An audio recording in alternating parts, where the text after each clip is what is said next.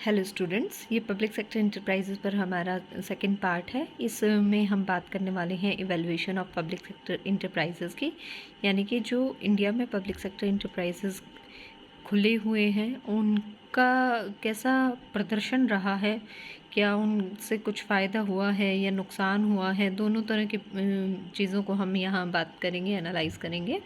पहले हम बात करेंगे profitability of public sector enterprises.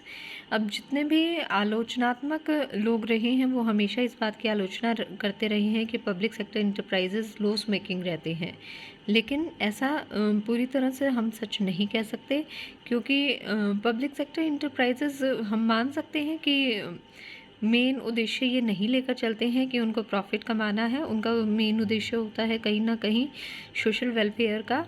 लेकिन ये कम्प्लीटली कहना कि प्रॉफिट नहीं कमाते ऐसे पब्लिक सेक्टर इंटरप्राइजेज़ और सदा लॉस मेकिंग में रहते हैं, ये अपनी तरह से पूरी तरह से गलत होगा।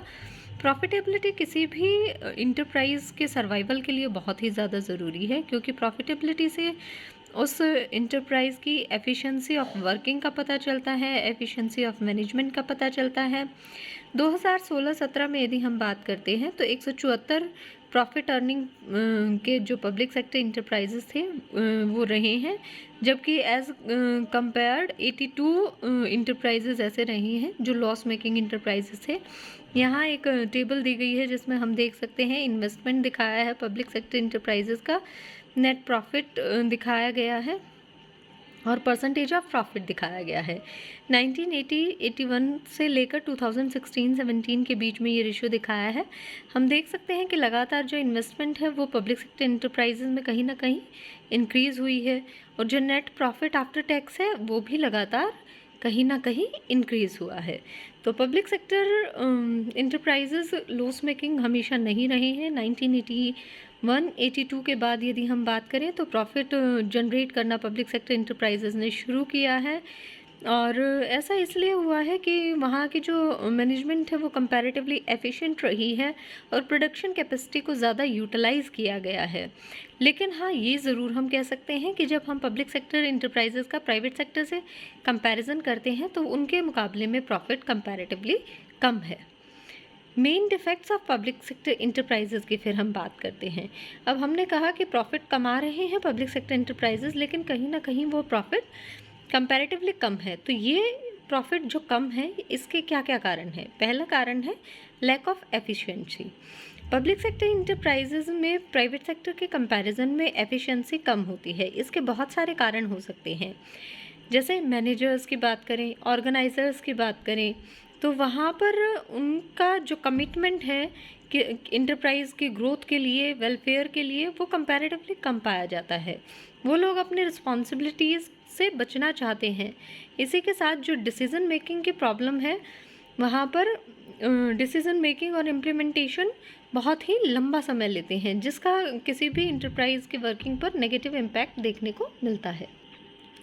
फिर है लैक ऑफ गुड मैनेजमेंट, यानी कि जो पब्लिक सेक्टर के इंटरप्राइजेज़ हैं वहाँ पर मैनेजमेंट की भी प्रॉब्लम है। पॉलिटिशियंस और जो रिटायर्ड ब्यूरोक्रेट्स होते हैं उनको जनरली अपॉइंट किया जाता है मैनेजरियल पोस्ट पर, और ये पब्लिक इंटरप्राइजेज़ के इंटरेस्ट में नहीं है, क्योंकि पॉलिटिशियंस हमेशा अपने पॉलिटिकल इंटरेस्ट को ध्यान में रखकर काम करते हैं, और ऐसे में कहीं ना कहीं मैनेजमेंट सफ़र करती है, और जो ऑब्जेक्टिव्स होते हैं पब्लिक सेक्टर इंटरप्राइजेज़ के वो उनको अचीव करने में सक्सेसफुल नहीं रहते। वो एक सुटेबल पॉलिसी नहीं फ्रेम कर पाते जिससे कि पब्लिक सेक्टर इंटरप्राइजेज़ अच्छे से काम कर पाएँ। Social objectives, public sector enterprises का जो ऑब्जेक्टिव है वो कहीं ना कहीं प्रॉफिट मैक्सिमाइजेशन नहीं है, सोशल वेलफेयर है। लोगों के हितों में ध्यान रखते हुए इन इंटरप्राइजेज़ को इस्टेब्लिश किया जाता है, ताकि जो भी पुअर सेक्शन है इकोनॉमी का वो सफ़र ना करे, उसकी हेल्प की जा सके। और इसी को ध्यान में रखते हुए जो उनके प्रोडक्ट होते हैं उनके प्राइजेस लो फिक्स किए जाते हैं, और जब लो प्राइजेस फिक्स किए जाएंगे तो इन इंटरप्राइज की प्राइजेस की जो प्रॉफिटेबिलिटी है वो भी कंपैरेटिवली लो रहती है। लो गेस्टेशन पीरियड, अब पब्लिक सेक्टर इंटरप्राइजेज जनरली ऐसे क्षेत्रों में इस्टेब्लिश किए जाते हैं जो लार्ज स्केल के हों, जहाँ पर कैपिटल रिक्वायरमेंट बहुत ज़्यादा होती है और गेस्टेशन पीरियड बहुत लंबा होता है। और लॉन्ग गेस्टेशन पीरियड के कारण प्रॉब्लम आती है, क्योंकि कि जितना ज़्यादा गेस्टेशन गैप होगा उतना ज़्यादा किसी भी प्रोजेक्ट की कॉस्ट लगातार बढ़ती चली जाती है, और कॉस्ट लगातार बढ़ेगी तो प्रॉफिट ऑब्वियसली कम होगा। More construction expenditure, public sector enterprises जो हैं वो ऐसी जगह पर खोले जाते हैं जो नए प्लेस होते हैं, और जैसे भिलाई, राउरकेला, दुर्गापुर, पिंजौर, नए इंडस्ट्रियल टाउन्स इस्टेब्लिश किए गए। और ऐसी जगह जो नई जगह होती है जहाँ ऑलरेडी इंडस्ट्रीज़ इस्टेब्लिश नहीं होती, वहाँ पर कंस्ट्रक्शन के लिए बहुत ज़्यादा पैसा खर्च करना पड़ता है। रेजिडेंशियल हाउसेस वर्कर्स के लिए, मैनेजर्स के लिए डेवलप करने पड़ते हैं, और इन सब कंस्ट्रक्शन में बहुत ज़्यादा इन्वेस्टमेंट होती है, जिसके कारण प्रॉफिट्स पर नेगेटिव इम्पैक्ट पड़ता है। Industrial disputes, public sector workers जो हैं वो हमेशा इंडस्ट्रियल डिस्प्यूट्स में कहीं ना कहीं इन्वॉल्व रहते हैं। वर्कर्स और मैनेजमेंट के बीच में एक जो कोर्डियल रिलेशन है वो नहीं पाया जाता, उनके बीच लगातार डिस्प्यूट चलता रहता है, जिससे उस इंटरप्राइजेस की प्रोडक्शन कैपेसिटी पर नेगेटिव इम्पैक्ट पड़ता है, कॉस्ट बढ़ती है, आउटपुट कम होता है और प्रॉफिट्स कम जनरेट हो पाते हैं। Affect of location, private sector enterprises generally ऐसी जगह पर आप कह सकते हैं कि लोकेट किए जाएंगे जहाँ पर ऑलरेडी सुविधाएं होती हैं, लेकिन पब्लिक सेक्टर इंटरप्राइजेस क्योंकि रीजनल इनइक्वालिटीज़ को भी दूर करना चाहते हैं, तो वो ऐसे जगह पर स्थापित किए जाते हैं जहाँ पर बैकवर्ड एरियाज़ होते हैं, ताकि रीजनल डेवलपमेंट हो सके उन बैकवर्ड एरियाज़ का। और वहाँ पर क्योंकि फिर इंडस्ट्री के लिए पूरी सुविधाएं उपलब्ध नहीं होती, वायबल एनवायरनमेंट नहीं होता है, इसीलिए जो कॉस्ट है इन पब्लिक सेक्टर इंटरप्राइजेज में वो बढ़ जाती है और प्रॉफिटेबिलिटी कम हो जाती है। Lack of competition, lack of competition भी अपने आप में एक इम्पॉर्टेंट फैक्टर रहता है जो किसी भी इंटरप्राइज की ग्रोथ को हैम्पर करता है, क्योंकि जब तक हेल्थी कंपटीशन नहीं होगा तब तक किसी भी इंटरप्राइज को अपने प्रोडक्ट्स को इम्प्रूव करने के लिए मौका नहीं मिलेगा और वो प्रयत्न नहीं करेगा, और ऐसे में स्टेबिलिटी ऑफ प्राइजेस कम देखने को मिलेगी। और जो मोनोपोली टेंडेंसीज़ हैं पब्लिक इंटरप्राइजेज में, वो भी इस चीज़ के लिए रिस्पॉन्सिबल हैं, क्योंकि जनरली पब्लिक सेक्टर इंटरप्राइजेज अकेले होते हैं तो उनको किसी तरीके का कोई कंपटीशन फेस नहीं करना पड़ता मार्केट में, तो वो कॉस्ट की तरफ कोई ध्यान नहीं देते। प्रोडक्शन कॉस्ट लगातार जिससे बढ़ जाती है और हमारा प्रॉफिट कम हो जाता है। Irresponsible staff, public sector enterprises में एक और प्रॉब्लम जो है वो स्टाफ की है। स्टाफ इनडिसिप्लिन्ड और करप्ट होता है जनरली, जो अपने रिस्पॉन्सिबिलिटीज़ को हैंडल नहीं करता है, और उनकी जो स्टाफ की प्रमोशन होती है वो भी बेसिकली सीनियरिटी पर बेस्ड होती है, जबकि एफिशिएंसी को कोई ध्यान नहीं रखा जाता। जबकि ये प्रमोशन यदि एफिशिएंसी पर बेस की जाए तो शायद सिनेरियो चेंज हो सकता है। Under utilization of production capacity, public sector enterprises में बहुत सारे रीज़न रहते हैं जिसके कारण ये इंटरप्राइजेज अपने प्रोडक्शन कैपेसिटी को पूरी तरह यूटिलाइज नहीं कर पाते। जैसे कि रॉ मटेरियल की प्रॉब्लम रहती है, जो स्टाफ है वो भी प्रॉपरली ट्रेन नहीं होता, lack of demand, lack of planning and lack of, आप कह सकते हैं कि एफिशिएंट मैनेजमेंट, अपने आप में ये बड़ी प्रॉब्लम्स हैं जो प्रोडक्शन कैपेसिटी को पूरी तरह यूटिलाइज नहीं करने देती। High capital output ratio, public sector enterprises में जो है आउटपुट वो काफ़ी लो होता है और कैपिटल इन्वेस्टमेंट काफ़ी हाई होती है, जिसके कारण कैपिटल आउटपुट रेशो बहुत हाई रहता है। कैपिटल आउटपुट रेशो बहुत हाई रहने के कारण जो पब्लिक सेक्टर के इंटरप्राइजेज हैं उन पर नेगेटिव इम्पैक्ट पड़ता है, क्योंकि आप जिस हिसाब से कैपिटल लगा रहे हो, इन्वेस्टमेंट कर रहे हो, उस हिसाब से आपको कम आउटपुट जनरेट हो रहा है। ओवर स्टाफिंग, एक और जो प्रॉब्लम है कि public sector enterprises over staffed है, और ओवर स्टाफ्ड होने के कारण कहीं ना कहीं प्रोडक्टिविटी पर नेगेटिव इम्पैक्ट पड़ता है। वहाँ पर जो वर्कर्स हैं उनकी मार्जिनल प्रोडक्टिविटी ज़ीरो पाई जाती है, कुछ केसेस में तो वो नेगेटिव भी हो जाती है इवन।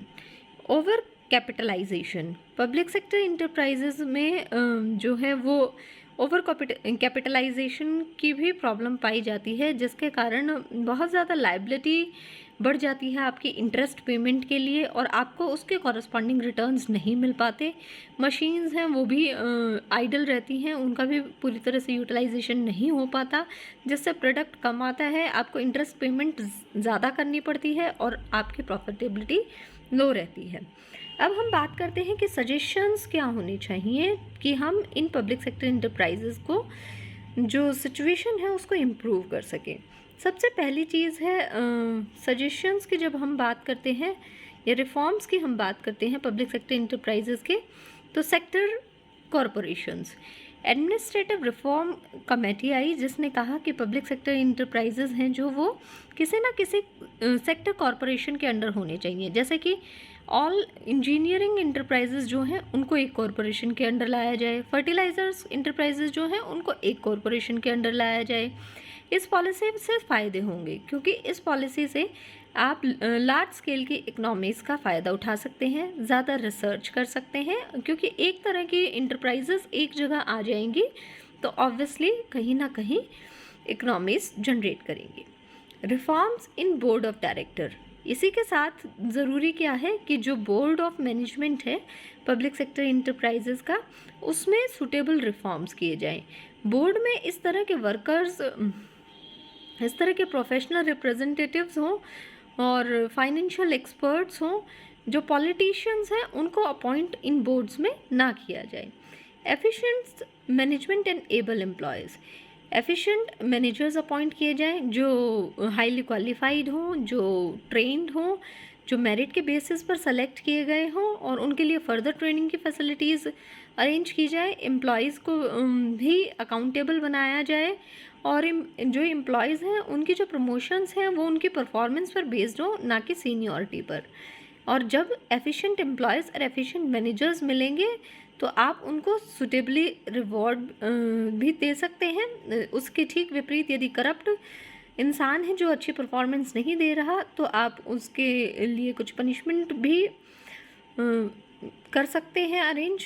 तो ऐसे में एफिशिएंट मैनेजमेंट और एबल एम्प्लॉयज़ उभर कर सामने आएंगे जो किसी भी इंटरप्राइजेज़ के प्रॉफिट के लिए बहुत ज़रूरी है। Inspection of public enterprises, public enterprises जो हैं उनको लगातार डिफरेंट कमेटीज़ के थ्रू एस्टिमेट किया जाना चाहिए ताकि उनकी जो परफॉर्मेंस है उस पर लगातार नज़र रखी जा सके। Bureau of public enterprises establish किया जाना चाहिए एनुअल इंस्पेक्शंस के लिए, और ये ब्यूरो अपने आप में पब्लिक इंटरप्राइजेज़ को बताए कि किस तरीके से उन्हें अपनी एनुअल प्रोग्रेस रिपोर्ट प्रेजेंट करनी है और किस तरीके से वो अपनी परफॉर्मेंस को बेटर कर सकते हैं और अपनी फंक्शनिंग की रिपोर्ट प्रिपेयर कर सकते हैं। और जो भी उनकी कॉम्प्रिहेंसिव रिपोर्ट हो वो पब्लिश भी की जानी चाहिए ताकि लोगों को भी पता चले उनके परफॉर्मेंस के बारे में। Autonomy to public sector enterprises, अब एक जो मेन प्रॉब्लम है पब्लिक सेक्टर इंटरप्राइजेज़ में कि वहाँ पॉलिटिकल इंटरफेरेंस बहुत ज़्यादा पाया जाता है। तो ऐसे में कोशिश की जानी चाहिए कि उनमें ऑटोनॉमी दी जाए और जो कि गवर्नमेंट का इंटरफेरेंस है उसको कम से कम किया जाए। पॉलिटिशियंस को इन इंटरप्राइजेज़ से दूर रखा जाए और वहाँ उनका किसी तरीके का कोई कंट्रोल ना हो। प्रॉपर ऑडिटिंग, अब पब्लिक सेक्टर इंटरप्राइजेज़ के लिए प्रॉपर ऑडिटिंग भी ज़रूरी है। एडमिनिस्ट्रेटिव रिफॉर्म कमेटी ने 3 और 4 ऑडिट बोर्ड्स की सलाह दी है जो इस्टेब्लिश किए जाने चाहिए कैग के under. Full utilisation of productive capacity, productive capacity जो एग्जिस्टिंग प्रोडक्टिव कैपेसिटी है किसी भी पब्लिक सेक्टर इंटरप्राइजेज़ की, उसे पूरी तरह से यूटिलाइज़ किया जाना चाहिए। और यदि उस पब्लिक सेक्टर को एक्सपेंड करना है तो हमें एक क्राइटेरिया रखना होगा कि कम से कम पहले जो कैपेसिटी है आपने 85% तक उसको यूटिलाइज़ कर लिया हो, तब आपको मंजूरी मिलेगी कि आप उसको एक्सपेंड कर पाएँ या नए पब्लिक सेक्टर इंटरप्राइज को इस्टेब्लिश कर पाएँ। Commercial outlook, public sector enterprises का एक कॉमर्शियल आउटलुक होना चाहिए। वहाँ पर नेशनल इंटरेस्ट और प्रॉफिटेबिलिटी दोनों को ध्यान में रखकर कोऑर्डिनेशन बनाकर काम करना होगा, क्योंकि पब्लिक सेक्टर इंटरप्राइजेस की जो प्राइस पॉलिसी है वो जनरली केवल नेशनल इंटरेस्ट को ध्यान में रखकर फ्रेम की जाती है, लेकिन हमें इसको फ्रेम करते हुए प्रॉफिटेबिलिटी को भी ध्यान में रखना होगा। प्रिवेलिंग मार्केट प्राइसेस के थ्रू हमें कहीं ना कहीं पब्लिक सेक्टर इंटरप्राइजेस के प्रोडक्ट्स का प्राइजेस तय करने होंगे। Increase in efficiency, public enterprises की एफिशिएंसी को बढ़ाना होगा, इसके लिए रिसर्च को बढ़ावा दिया जा सकता है। इसके लिए लेवल ऑफ प्रोडक्शन ताकि इंक्रीज़ हो, एक्सपेंसेस को कम करने पर बढ़ावा दिया जा सकता है, क्वालिटी ऑफ प्रोडक्ट को इम्प्रूव करने पर बढ़ावा दिया जा सकता है, अपॉइंटमेंट्स को मेरिट बेस्ड बनाया जा सकता है, और इन सब चीज़ों से कहीं ना कहीं efficiency in public sector enterprises की इम्प्रूव होगी। रिफॉर्म इन लेबर पॉलिसी, इसके साथ हमें लेबर पर ध्यान देना होगा, क्योंकि लेबर एक अहम कंपोनेंट है, या आप कह सकते हैं एक अहम इनपुट है जो आउटपुट को कन्वर्ट करता है। तो जितने भी लेबर हों, वर्कर्स हों, वो एफिशिएंट हों, उनको सुटेबली अवॉर्ड किया जाए, उनकी जो अपॉइंटमेंट्स हैं वो मेरिट पर बेस्ड होनी चाहिए, और जो रिलेशन है मैनेजमेंट और वर्कर का वो कॉर्डियल रिलेशन होना चाहिए, और कंपनसेशन दिया जा सकता है एम्प्लॉयज़ को जो वो उनकी प्रोडक्टिविटी पर बेस्ड होना चाहिए। तो इन सब चीज़ों के कारण लेबर की कंडीशन इम्प्रूव होगी और लेबर अहम योगदान देगा प्रोडक्शन में और प्रॉफिट्स में। वॉलेंट्री रिटायरमेंट स्कीम्स, हमें पता है कि एक मेन प्रॉब्लम जो पब्लिक सेक्टर इंटरप्राइजेज में है वो है ओवर स्टाफिंग की। उस ओवर स्टाफिंग की प्रॉब्लम को दूर करने के लिए हमें कुछ स्टाफ को रिमूव करना होगा, तो उसके लिए वॉलेंट्री रिटायरमेंट स्कीम अपने आप में एक अच्छा ऑप्शन है, जो कि गवर्नमेंट ने 1988 में लॉन्च की थी, और इसके तहत जो कर्मचारी चाहे वो वॉलेंट्री रिटायरमेंट ले सकते हैं, और ओवर स्टाफिंग की प्रॉब्लम को हम काफ़ी हद तक काबू कर सकते हैं। Revival of sick public sector enterprises, इसी के साथ जो है जो सिक इंटरप्राइजेज हैं उनको रिवाइव किया जा सकता है, और इसी के लिए गवर्नमेंट ने board for reconstruction of public sector enterprises की स्थापना की है, ताकि वो एक जो अप्रोप्रिएट रिवाइवल और रिहेबिलिटेशन का पैकेज है उसको फॉर्मुलेट कर सके। और चेक ऑन एक्स्ट्रा वेजेंसेस, गवर्नमेंट को जितने भी एक्स्ट्रा एक्सपेंडिचर्स हो रहे हैं स्पेशली फॉरेन ट्रिप्स पर, एंटरटेनमेंट्स पर, मीटिंग्स पर, उनको कर्टेल करना चाहिए ताकि प्रॉफिट्स को बढ़ाया जा सके। MOU यानी मेमोरेंडम ऑफ अंडरस्टैंडिंग, गवर्नमेंट ने MOU का कॉन्सेप्ट इंट्रोड्यूस किया था 1987-88 में, और मेमोरेंडम ऑफ अंडरस्टैंडिंग का मेन जो ऑब्जेक्टिव है वो क्या है कि वो गवर्नमेंट के कंट्रोल को रिड्यूस करना चाहते हैं और साथ ही साथ इंक्रीज़ करना चाहते हैं पब्लिक सेक्टर इंटरप्राइजेस के अकाउंटेबिलिटी को।